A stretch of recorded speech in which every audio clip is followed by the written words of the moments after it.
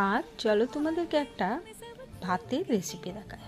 এটাকে মশলা ভাত বলে। কি কি উপকরণ লাগবে সেগুলো হচ্ছে কাজু কিশমিশ, একটু পেঁয়াজ, লঙ্কা, গাজর, আদা রসুন বাটা, এটাতে রয়েছে জিরে, ধনে, লঙ্কা গুঁড়ো, হলুদ গুঁড়ো, পনির, সয়াবিন। আমি এগুলোই নিয়েছি, আরও অনেক সবজি দেওয়া যেতে পারে। আমি প্রথমে একটুখানি সব সবজিগুলোকে ভেজে নিয়েছি।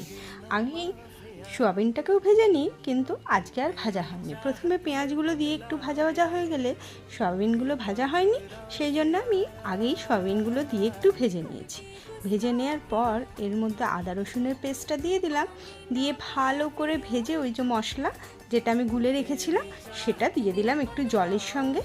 আর টমেটো দেওয়া যেতে পারে, কিন্তু আমার টমেটো ছিল না, তাই আমি টমেটো সস দিয়েছি। তোমরা পাকা টমেটোও দিতে পারো।